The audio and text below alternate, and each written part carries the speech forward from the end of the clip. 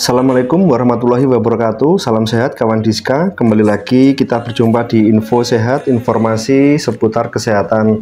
Bagaimana kabarnya hari ini kawan? Semoga di bulan suci Ramadan ini kita selalu diberi rezeki yang berkah dan barokah, selalu semangat dalam menjalankan aktivitas meskipun kita dalam menjalankan ibadah puasa Ramadan. Telah hadir di studio kawan Diska narasumber kita yang narasumber favorit nih kawan Diska nih. Setiap bulan pasti kita undang nih, kita rawuh di studio podcast kawan Diska. Beliau adalah Dr. Gigi Trihari Wahyuning Tias MK, Subkoordinator Usia Produktif, Usia Lanjut, Jiwa dan Nafsa Dinkes PP dan KB Kota Madiun. Bagaimana kabarnya hari ini, dokter? Alhamdulillah baik, Alhamdulillah sehat. Baik, sehat. Dan bahagia mas. Dan bahagia. Tidak bosan aja ya? Enggak bosan dong. Kak adminnya enggak bosan, ini pasti sangat senang sekali dok ini. Tetap semangat ya dok di dalam menjalankan aktivitas kegiatan meskipun dalam ibadah puasa ini. Yes, karena dengan puasa itu seharusnya tidak menjadikan alasan kita untuk mager. Untuk mager nih. Harus lebih. Meskipun tidur ibadah ya kawan Diska, tapi tidak setiap hari, setiap siang kita tidur dalam waktu menjalankan ibadah puasa nih. Seperti Kak Admin di belakang ini kelihatannya sudah apa ini? Meriip-riip nih. Pandainya nih kawan Diska. Baik kawan Diska, pada kesempatan kali ini kita akan mendiskusikan nih gangguan telinga dan pendengaran nih. Kebetulan kemarin 3 Maret juga diperingati sebagai Hari Pendengaran Nasional nih. Nah, untuk selanjutnya nih dokter nih, mengenai gangguan telinga dan pendengaran nih, kita sebelum melangkah ke tema dan selanjutnya nih, apa sih yang disebut gangguan nih dok? Telinga, indera pendengaran, salah satu indera pada manusia nih. Ya. Jadi memang salah satu ini ya, kalau ada panca indera ya. Panca indera. Telinga itu memegang peranan penting juga dalam kehidupan kita. Oke. Karena ketika terjadi penurunan salah satu dari telinga kita, itu otomatis akan mempengaruhi hidup kita juga. Jadi kita tahu bersama ya bahwa 430 juta orang itu mengalami gangguan pendengaran dan itu memerlukan rehab. Jadi kalau yang sudah parah, rehabilitasi ya maksudnya rehabilitasi pendengaran. Termasuk di sini adalah dari 430 juta itu ada 34 juta anak-anak. Ini secara global. Secara dunia itu ya, tidak hanya di Indonesia ya. Tidak hanya di Indonesia, dan diprediksi 20 tahun ke depan, 25 tahun ke depan itu ada kenaikan signifikan. Ada 700 juta orang akan membutuhkan rehab pendengaran karena kita tahu bersama ya, sekarang dengan kemajuan teknologi itu sedikit membawa efek. Contohnya dulu tidak ada earphone. Ya sekarang sudah ada. Dulu earphone-nya, headset-nya di luar, sekarang sudah ada yang lebih mendekat, ya yang di Bluetooth itu, yang di dalam. Jadi kita kadang-kadang ngomong-ngomongan gak nyambung, ternyata di dalamnya sudah ada earphone yang Bluetooth, dan itu memang ada tips dan triksnya supaya pendengaran kita tetap sehat. Sedangkan untuk di Indonesia sendiri ya, berdasarkan SKI 2023, prevalensi disabilitas untuk pendengaran usia lebih dari 1 tahun sebesar 0,4% dari proporsi pengguna alat bantu dengar. Artinya 4 dari 100 orang di Indonesia adalah pengguna alat bantu dengar sebenarnya. 4 dari 100 orang. Yep. Ya, jadi harus memerlukan alat bantu dengar. Yang sudah perlu alat bantu, sedangkan untuk yang gangguan-gangguan yang masih ringan, sedang itu berarti otomatis akan lebih banyak lagi. Dan satu lagi Mas Sofi, 60% itu sebenarnya dapat dicegah dengan deteksi dini, balik lagi. Deteksi dini ya. Nanti kita bahas nih. Nah, itu ya kawan Diska. Zaman dulu masih mungkin pendengarannya masih tajam-tajam nih. Kalau sekarang sudah pakai handset nih, dokter bahasa Jawanya handset, sudah handsetan, diajak bicara sudah ndak ngawai, ndak itu ternyata pakai itu Iya. pakai headset ternyata di Headphone telinganya, ya. pakai earphone. Nah, apalagi sudah ndak berkabel ya dok ya, Iya, sudah berkabel. bluetooth. Nah, sudah semakin canggih nih. Ada modelnya yang kecil, ada yang pakai apa sudah satu telinga tertutup semua. Nah, seperti itu. Nah, kemarin 3 Maret nih dok, diperingati sebagai Hari Kesehatan Telinga dan Pendengaran Nasional nih. Nah, ini pengertiannya nih dok. Kenapa Jadi, sih? di sini berfungsi untuk meningkatkan kesadaran masyarakat bahwa pentingnya menjaga kesehatan telinga supaya tidak terjadi gangguan pendengaran. Iya.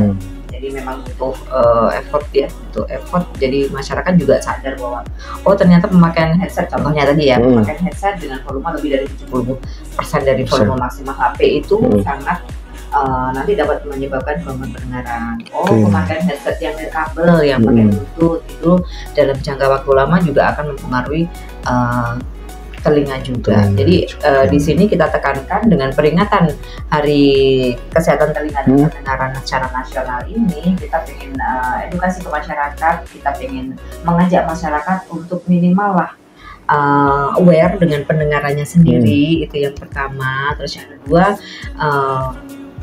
mau melakukan deteksi dini, sehingga ketika ditemukan adanya gangguan itu bisa segera periksa ke Puskesmas. Ada temanya nggak dok? Seperti hari-hari kesehatan yang lainnya nih? Bahasa Indonesia ini apa bahasa Inggris mas? Karena Kota Madiun ini maju mendunia nih dok. Kita pakai bahasa Inggris dok ini dok. Nanti terjemahannya di bawah nanti ada. Jadi sebenarnya kita bertepatan juga dengan secara internasional. Hari pendengaran secara internasional ya, secara dunia juga. Jadi kita juga adopt dari tema yang internasional, yaitu Check Mindset, Empower Yourself, Make Ear and Hearing Care a Reality for All. Jadi dari sini kita ayo peduli untuk mencegah gangguan pendengaran. Tuh, jadi intinya ajakan atau supaya masyarakat itu lebih aware gitu ya dok ya, terhadap masalah kesehatan telinganya nih, terutama nih apabila sudah ada gangguan atau permasalahan sedikit nih, sudah deteksi dini, deteksi lebih awal nih, mungkin ke fasilitas kesehatan ataupun ke dokter spesialis THT gitu ya dok ya. Nah untuk mendukung tema yang dokter sebutkan tadi dok, saya mau mengulang, takut apa nih vocabulation-nya itu enggak sesuai dok ini dok. Nah, untuk mendukung tema tersebut tadi itu yang Dinas Kesehatan sudah lakukan mungkin dok, seperti apa nih? Jadi ini sudah masuk di semua posyandu ILP ya, sudah masuk dalam paketan posyandu ILP, sudah masuk juga dalam paketan CKG, pemeriksaan kesehatan gratis ulang tahun yang kemarin kita sempat bahas, kado dari pemerintah yang lalu ya. Jadi salah satunya adalah pemeriksaan telinga. Ya, ini dimulai dari pemeriksaan telinga dilakukan di masyarakat juga, UKBM, posyandu ILP maupun di Fasyankes. Dari mulai bayi sampai lansia. Jadi kalau bayi itu bisa dilihat ya, juga dilihat telinganya, terus kasalnya juga dicek pendengarannya, ada tes diajak ngomong atau dia mendengarkan suara pakai kerincing-kerincing, itu masuk dalam deteksi dini tumbuh kembang juga. Kalau untuk bayi. Sedangkan untuk usia 1 sampai 6 tahun itu kita melakukan juga tes fisik modifikasi.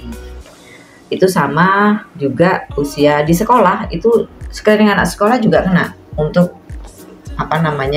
deteksi dini pendengaran. Kalau gampang-gampangan nih mas, diajak ngomong nyambung, tidak ada salah paham, tidak berarti insya Allah masih oke. Tapi sebenarnya dengan tes deteksi dini pendengaran dengan tes fisik ya, modifikasi itu sebenarnya gampang banget, kita juga bisa melakukan di rumah.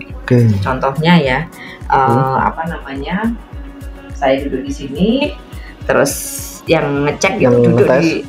yang ngetes duduk di belakang setengah meter dari yang dites. Oke. Terus nanti ini telinga kan ada benjolannya ya, Iya. ada tulang sedikit Yang itu. kecil ini. Itu digoyang-goyang sampai tidak merasakan, tidak mendengar apa-apa. Jadi sampai agak nging-nging gitu.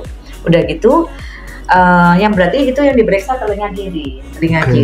Nah, nanti yang membisikkan itu membisikkan kata-kata dengan mendesis ya, jadi gak buanter, jenenge gak membisik.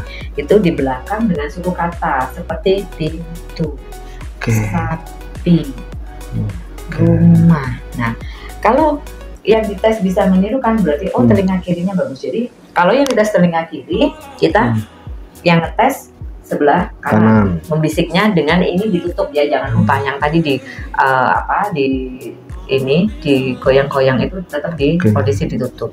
Dan nanti kebalikannya seperti itu. Itu seandainya dari 10 kata yang di diucapkan, orangnya yang dites bisa mendengar, maksudnya bisa menirukan, berarti insya Allah masih normal. Ya, masih normal, masih berfungsi bagus. Tapi ketika 50% hanya dia bisa menirukan, berarti harus diperiksa ada apa.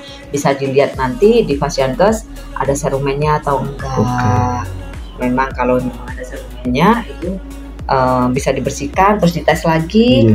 Ketika tetap 50% hasilnya dia bisa menirukan, berarti ada sesuatu yang memang harus diperiksa lebih lanjut, mendapatkan perawatan. Kadang-kadang yang kita nggak tahu, anak sekolah itu sering, saya pernah ikut bakti sosial ya dari Perhati itu, jadi persatuan dokter gigi dokter spesialis THT ya. Itu di salah satu sekolah itu benar-benar serumennya itu sampai penuh di sekolah nih dok nih. Nah seperti itu. Jadi makanya ketika ada terjadi penurunan fungsi, penurunan gangguan pendengaran, otomatis ya kualitas hidup kita juga akan menurun juga. Karena diajak bicara juga nggak nyambung, seperti itu ya dok. Jadi ilfil ya. Jadi ilfil nih. Kita ngomong apa, jawabannya apa. Seperti itu. Terus tadi dok sudah di untuk tes yang fisik tadi itu ya. Nah itu apakah hanya metode itu, apakah ada pakai alat juga dok? Jadi itu yang biasa kita lakukan untuk di masyarakat, dan itu merupakan tes awal ya. Yang bisa dilakukan masyarakat juga atau kader. Karena mudah ya dok ya. Karena mudah. Terus kalau memang ada gangguan, nanti bisa kita cek dengan garpu tala. Garpu tala itu ini kan ada ukurannya. Kalau ini harus sudah di Fasiankes ya, harus oleh nakes ya. Jadi dengan garpu tala digoyangkan, ditaruh atas sini atau ditaruh depan sini. Itu nanti ketika yang dites ada mendengar berarti memang masih normal. Tapi kalau tidak mendengar atau dia ini, berarti ada sesuatu juga. Terus yang terakhir diperiksa secara klinis oleh tenaga kesehatan dengan otoskop. Ya benar-benar diperiksa apakah ada infeksi, apakah ada serumen, atau ada apa yang memang menyebabkan penurunan pendengaran. Nah, kalau teman saya dok biasanya dok di BCI pinjem uang, nah gitu saya biasanya nggak dengar dok, pinjem uang, nah itu biasanya saya nggak dengar tapi saya masih normal dok. Gitu. Nah, karena padahal sekarang gitu. Iya, nah itu tadi ya. Nah, terus penyebabnya nih dok, seseorang bisa terkena gangguan pendengaran itu apa dok? Yang pasti bisa juga infeksi mas. Infeksi ya, jadi infeksi itu besar pengaruhnya terhadap fungsi dari telinga. Terus bisa juga suara yang keras. Jadi suara keras kita biasa mendengarkan lebih dari 80 desibel. Nah, kalau normal itu kan 60 kita masih dengar ya. Kalau banter banget ya polusi udara, polusi suara ya, kebisingan ya, itu kadang-kadang kita juga mengalami penurunan. Jadi suara keras yang terus menerus. Terus habis itu juga bisa ini dengan pemakaian headset tadi dalam waktu lama. Jadi ada terbagi jadi 3 sebenarnya, gangguan pendengaran konduktif ya. Jadi telinganya yang mengalami gangguan, terus sensor neural yaitu pengantarnya, jadi mulai dari getaran yang ada di telinga itu, terus ya ini campuran dari konduktif sama sensoris tadi. Iya. Nah, jadi itu ya kawan Diska, ada gangguan pendengaran tadi ada 3. Nah, ada gangguan pendengaran konduktif dan gangguan pendengaran sensori neural. Sama yang ketiga campuran dari kedua gangguan tersebut. Nah, jadi kalau kawan Diska nih atau keluarga kita mungkin sudah berkurang nih pendengaran nih, segera paling tidak ke fasilitas kesehatan yang pertama, ke puskesmas dulu nih, dicek benar seperti apakah penyebabnya gangguannya tersebut ya dokter ya. Nah, seperti itu. Oke, kita lanjutkan. Satu lagi sih sebenarnya proses normal atau patologis itu ya, bertambahnya usia. Oke, nah semakin bertambahnya usia apa ya dok ya, mungkin diajak bicara sedikit nyambung, sedikit tidak nyambung. Nah, karena memang wajar ya, makanya kita bilang normal fisiologis dengan namanya usia, otomatis organ-organ kita juga akan mengalami penurunan fungsi. Nah, di sini dapat dikatakan terganggu, sinyal suara akan gagal mencapai otak. Jadi memang bisa juga karena organ-organ yang ada di telinga, termasuk dengan telinga, memberhenti paninnya, terus atau itu agak lambat untuk mengantarkan sinyalnya untuk sampai ke otak. Itu bisa merupakan proses yang wajar atau normal. Ya, nah terus gejalanya nih dok sekarang nih, gejala dari gangguan pendengaran nih yang sehari-hari mungkin timbul nih, seperti apa nih gejalanya nih? Oke, contohnya ya suara terdengar pelan, jadi akhirnya gak krungu mas. Ya, meskipun lawan bicaranya itu sebetulnya bicaranya sudah keras gitu ya dok ya. Terus telinga itu ada denging, suara-suara berdenging. Kesulitan mendengar percakapan orang lain atau menangkap apa yang dibicarakan orang lain, atau kesulitan mendengar suara yang bernada tinggi. Terus perlu konsentrasi tinggi ketika mendengar apa yang dikatakan orang. Dan yang paling sering ya tadi hahe gak nyambung ya. Itu gejala yang umum banget sih. Apa? Nah, seperti itu ya dok ya. Apa? Baleni nah. Jadi ini ya. Temennya kan bulan baleni ya dok ya. Warning juga ya bagi yang suka gitu. Sudah periksa. Temennya kan bulan baleni ya. Bicara sama siapa? Nah, itu ya dok ya. Nah, kalau mendapat bisikan-bisikan itu dok, itu juga termasuk gejala enggak itu? Kalau mendapat bisikan nanti jatuhnya halusinasi mas. Bedanya arahnya di kesehatan jiwa. Karena kalau yang bisikan itu nanti halusinasinya pada pemikiran orangnya, mendapatkan bisikan padahal tidak ada suara. Padahal tidak ada suara, bisikan. Nah itu berarti halusinasi ya dok ya. Berarti waham atau bisikan. Itu nanti bisikan apa ya? Halus, goib. Nah, Kak admin nih sudah pernah apa belum nih? Nah, kita lanjutkan dok. Saya sedikit mau tertawa nih dok, karena seperti itu ya. Terus karena fenomena yang ada di masyarakat mas, dan itu sebenarnya deteksi, maksudnya bisa sebagai penanda kita, warning bagi kita. Jadi ketika ada teman yang seperti itu, monggo lah bisa di screening dulu, di bisik tadi dengan tes bisik modifikasi tadi. Nah memang nggak iso nangkep, dia cuma bisa nangkep 50%, dia harus nggak mau dibawa ke pasien kayak gitu. Tapi bisikannya jangan pinjam 100 gitu ya dok ya. Nah jangan seperti itu. Nah nanti kalau bisikan nanti dijamin nggak mendengar nanti kalau tesnya seperti itu. Nah kita lanjutkan dokter nih. Terus untuk mencegah gangguan tersebut nih dok, seperti apa nih? Untuk mencegahnya. Jadi sebenarnya sama sih, promotif, preventif, dan rehabilitatif ya. Jadi kalau untuk promotif itu yang pasti edukasi ke masyarakat juga bahwa pentingnya pendengaran bagi kualitas hidup kita ya. Karena kalau apalagi khususnya bagi anak-anak, pendengaran itu juga merupakan salah satu dari deteksi dini tumbuh kembang. Ya. deteksi dini tumbuh kembangnya. Terus habis itu yang kedua deteksi dini ya. Ya. Tadi seperti sudah kita jelaskan, termasuk lansia pun kita juga melakukan deteksi dini dengan tes fisik modifikasi tadi. Terus penanganan kasus, jadi kalau memang sudah ketemu bahwa ada terjadinya penurunan fungsi dengar salah satu telinga ataupun dua-duanya, itu harus diperiksa ke tenaga kesehatan untuk diketahui penyebabnya apa. Penyebabnya itu atau infeksi atau memang fisiologis ya, atau kasarnya bawaan dari lahir itu kan memang ada ya. Nah, sehingga nanti bisa mendapatkan perawatan yang semestinya.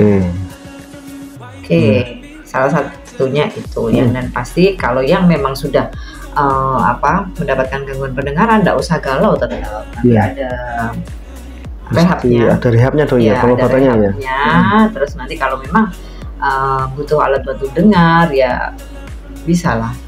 Ada yayasan-yayasan yang bisa membantu untuk pemenuhan alat bantu dengar. Soalnya nggak ini mas, nggak murah juga untuk alat bantu dengar itu. Nah, kalau ini dok, untuk membersihkan telinga yang baik dan benar itu seperti apa sih dok? Apakah penggunaan cotton bud nih itu diperbolehkan nggak sih dok?